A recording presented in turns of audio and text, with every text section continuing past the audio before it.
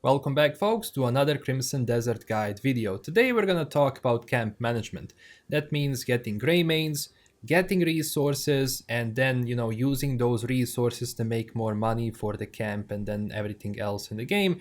And also by expanding your camp you're gonna be getting access to various other features and traders and stuff. For example, going from like the barber to like the dye guy who's gonna give you the ability to dye your stuff, then also like getting some other people here who are gonna be selling equipment that you can also buy some additional equipment from and also sell that equipment too. And also if you want to refine your gear or just craft more gear, this is also going to become available. So what this means, it's a very nice quality of life change so that you don't have to go into town every single time to get stuff, here and there. You can just do it within the camp itself, which is quite fantastic. One of the changes I do want to see like them do in the game is just to have the ability to craft all of this stuff and like refine stuff from within the private storage box that we have here. Currently you have to take out stuff and then use it to refine stuff. So hopefully in the future they add an option which is just going to make it so that if we have stuff within our private box, it's also going to be available to like use for refining here, because I think that would also be a very nice quality of life change in general. So at the beginning of the game, the Howling Hill camp is not going to be available. So you have to progress through the story a little bit until you get the option to have the camp. So once you have the camp at the Howling Hill, it's going to be very basic without a lot of Greymanes.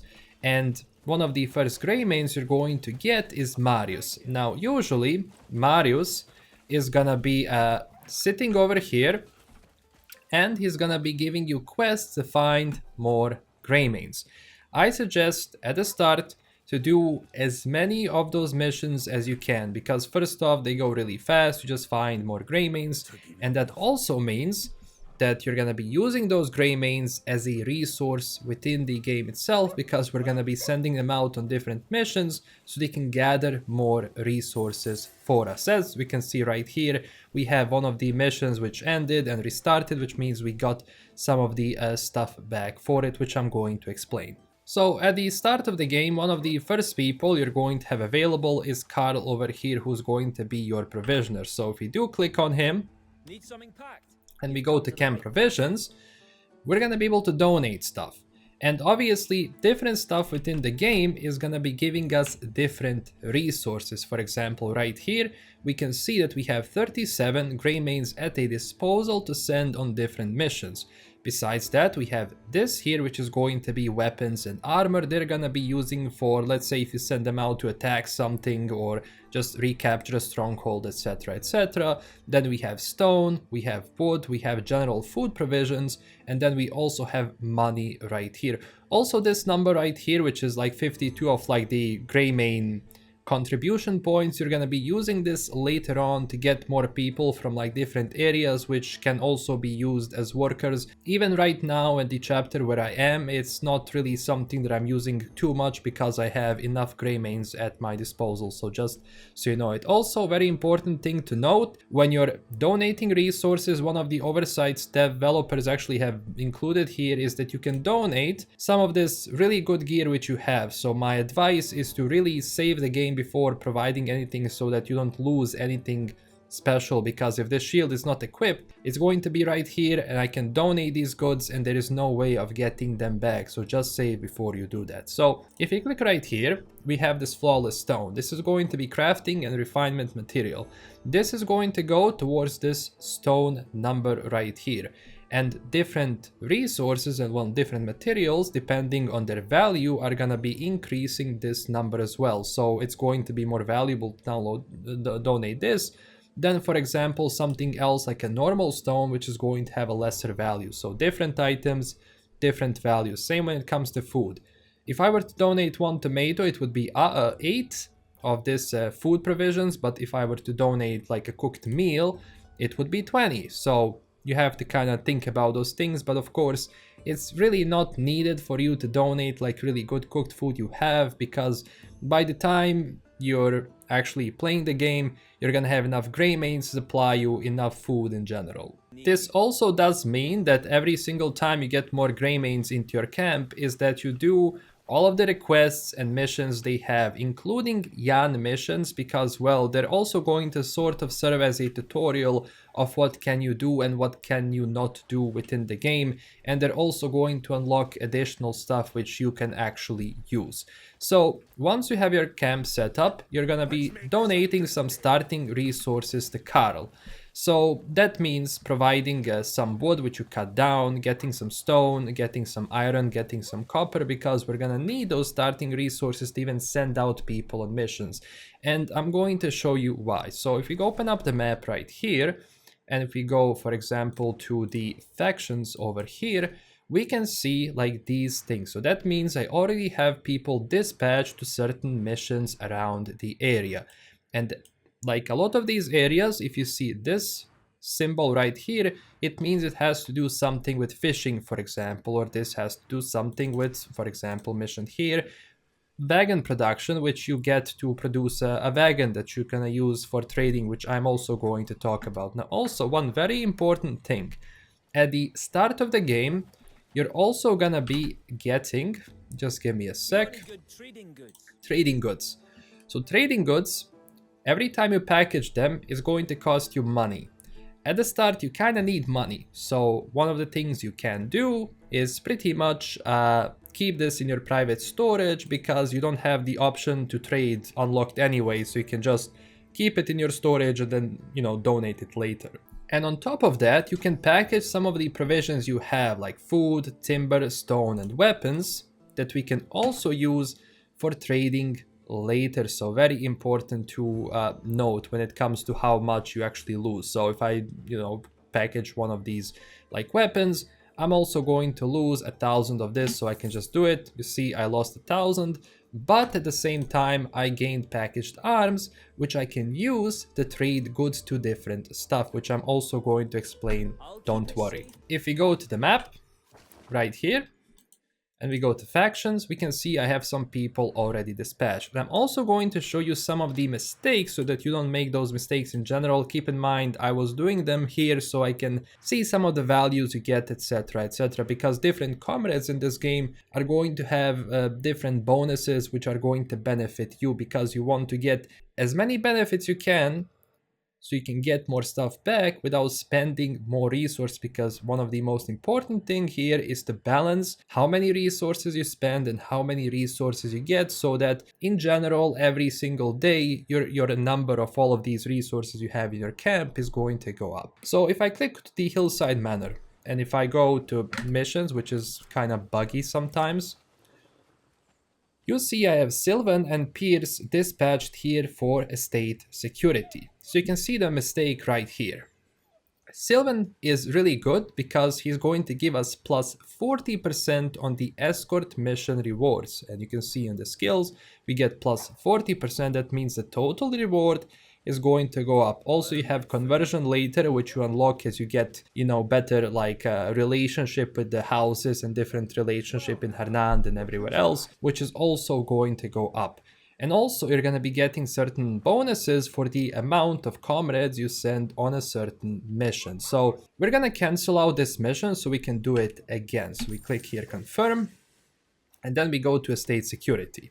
So we can see different comrades we have at our disposal, and a lot of them are gonna be good at different stuff. For example, Luke is kind of okay novice handler right now. Obviously later on you're going to unlock this as you level up the skill, or well, the level of your camp, but some of them have very like special skills. Like for example, having Luke allows construction missions to be carried out. Or maybe you have Lars over here, which allows crafting missions to be carried out. And we're gonna be later on crafting different stuff so we can have like better trading goods that we can sell later and make more money. So here we have Sylvan.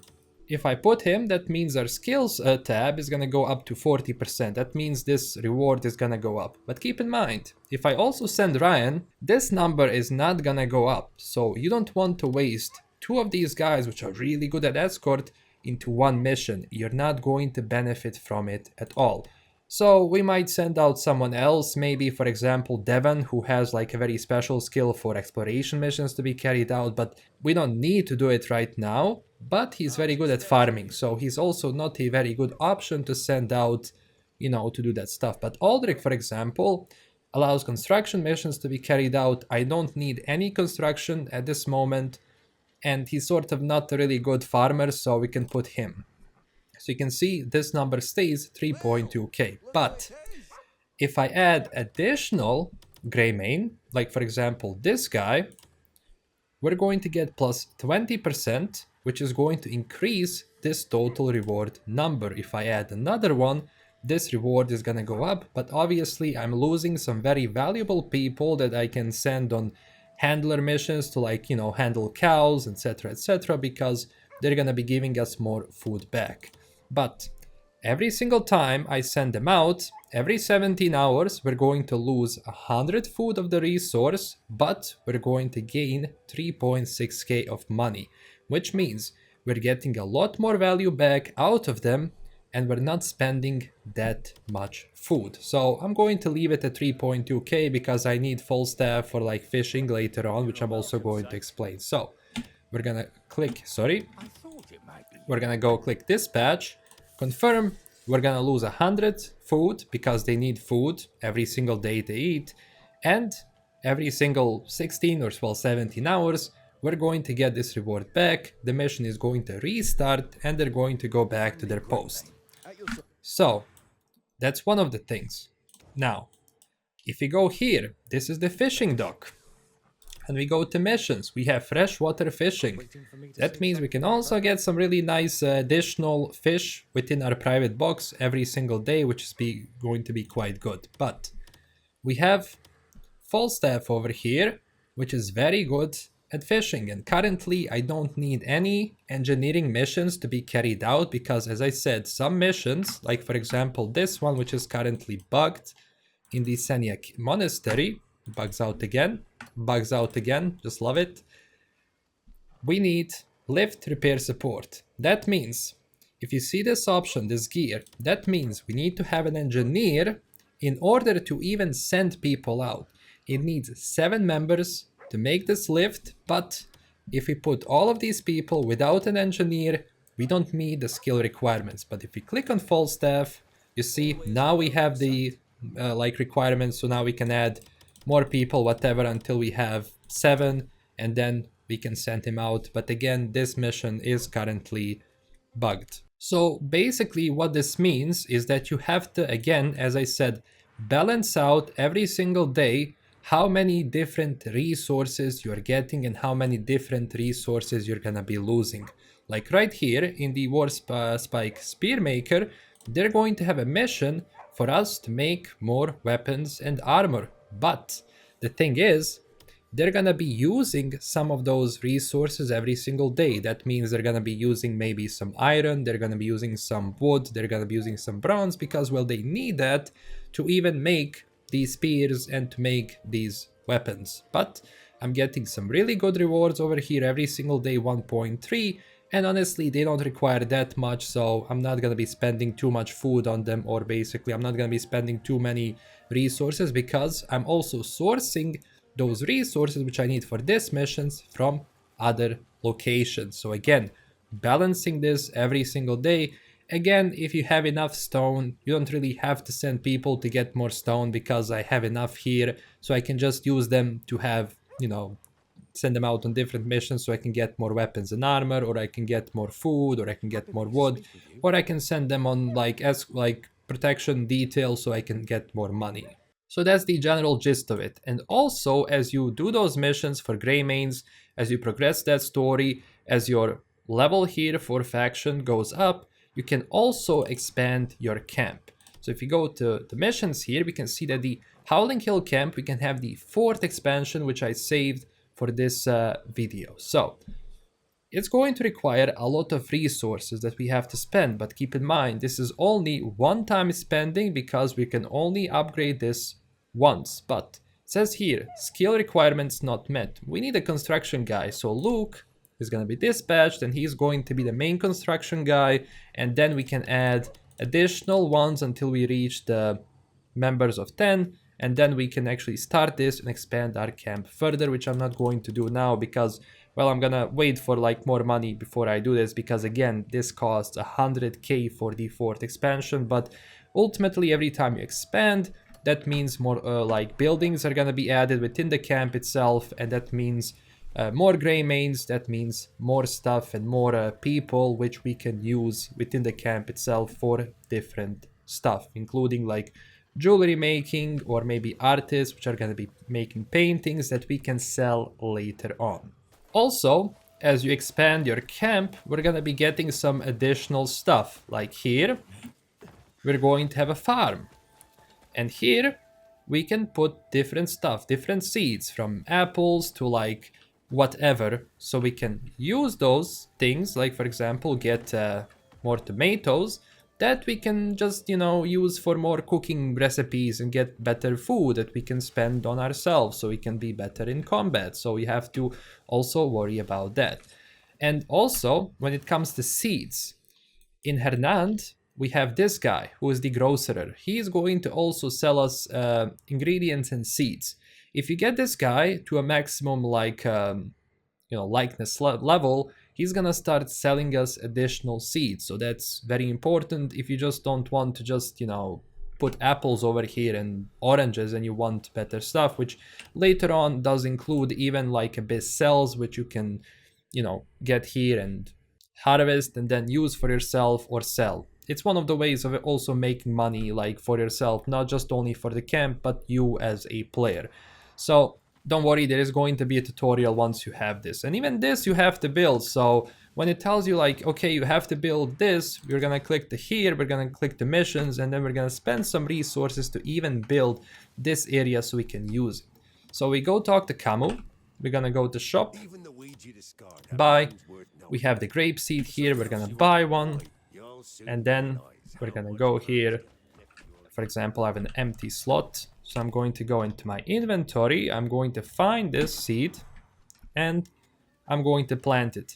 And after a few days, this is going to grow, and we're gonna be able to harvest stuff. So very cool thing to have for yourself later on. This also does include the animal farm, where we can basically get animals from within the world, that means stealing them, and then in general just have some more goats and stuff. And for example, I have chickens here which are going to grow, and they're gonna be providing resources for us every single day. But also out here, like if you're basically stole a goat, you're gonna bring it to this place, and then this goat is gonna go here. The more goats you have, that means the male one and the female one, they're gonna be able to reproduce. That means we're gonna get some more baby goats that we can also use to sell to this guy, and also to butcher here so we can get more meat for ourselves and within the camp in general. So that means just in general doing that stuff. So you see right now, I gained some weapons and armor, but I lost some money and I lost additional resources because they're going to need that again every single day to eat. So you have all of these resources. How do you now make money? How do you now sell this? Well, as you progress throughout the game, there are two ways of doing this stuff. The first one is gonna be once we unlock the carriage missions. So we're gonna go here. As you can see, I have my own cart over here, which I've built, and also depends which cart you're building. I recommend building the better one or the best one because it's gonna be the most sturdier one as you travel, and also it's going to be well, better because you can fit more stuff there. But you can also use your horse to carry this stuff around for you, and that's faster because, you know, even though like the carriage can carry more, the horse is going to be a lot faster, and you don't have to worry about, you know, this breaking, or maybe you hit a simple stone and then the entire carry just flips over and you lose everything. So if you go talk to him and we go to workshop, we can load some supplies to the wagon. Now, Right now, I can put stuff on the wagon. Later on, you're also going to be able to put stuff on your horse. We can load all of this up and then sell it later on. But it's very important when it comes to selling. Obviously, one of the things it does as well, it puts you on the carriage, so we don't need it right now, so we're going to dismount. So what about trading? Well, we can use the normal trading stuff, like for example from the Gold Leaf Guild House. If you double click on it and we go to trading post, every single day, or well, every 7 days I think, this number is going to change. First off, it means the stuff they're selling and stuff which they're buying. And depending on different trends within the market, this can go up or down. That means you want to buy low and sell high. Obviously, you don't want to do it the other way around. So we can see right here that they're selling the packaged honey, which is doing quite well. But if I have nowhere to sell it at the moment, there is no point in getting it. And also the price is sort of high. But we have the packaged black pepper, which they have 90 in stock, and the price is going to be 207.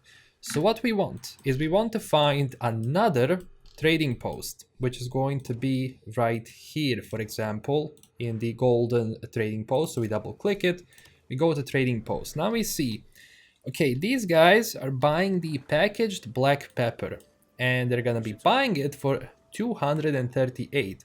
That means, well, if we go here with our cart or our horse, we can load all of this thing up and we can actually sell it for a higher price. So what I'm going to do is I'm going to travel with my horse to the trading post and buy some black pepper, which I'm going to sell here to this location. I'm going to make some money for the camp. So let's go do it. So now that I'm here, I'm just going to go quickly to the seller, and because I don't want to travel around, we're just gonna make our entrance over here. They won't mind that I'm destroying their camp. Okay, sorry boy. Sorry my boy.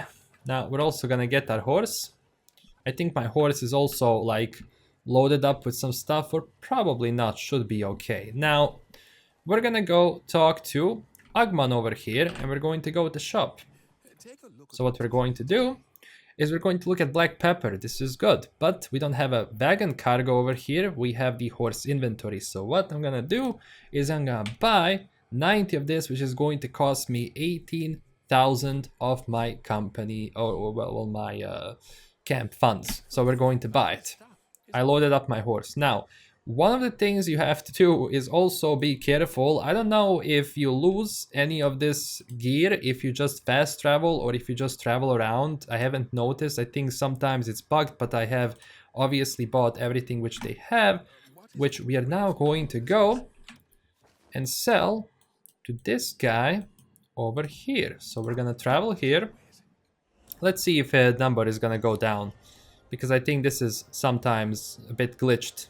Alright, so we're gonna go right here to this trading post, and keep in mind as you play you're gonna be unlocking additional trading posts which might need, you know, different stuff which you can sell to them. So again, the point is to buy low and sell high and to make some money in the first place, and if you use your cargo, well, you're gonna be able to carry more and make more money. So let's go talk to him. So let me go just call my horse first. I forgot to do that. Horse has to be close. Okay, you can also see this. Our horse right here is loaded with stuff. And if I go to here and I press it, you can see because I fast traveled, I'm going to lose some of these resources. So you don't want to do that. You want to get up on your horse and carry it to this location within the horse, because we don't want to lose any of our stuff. So that's very important thing to do. Obviously I did it to test out for the video. You can see it does actually lower the amount of goods which does appear. So fast travel is not going to be an option, but traveling with a horse is good because, well, it's gonna be faster. That means I'm potentially going to lose money here, so you don't want to do that. We're gonna go here. We're gonna see package of black pepper, 238. We have a few. We're gonna go and we are going to sell it. Boom. That means we made more and we got some contribution points as well, which is very nice. So again, Do not fast travel with the horse. You're going to lose some of this packaged goods. You want to just normally travel with the horse.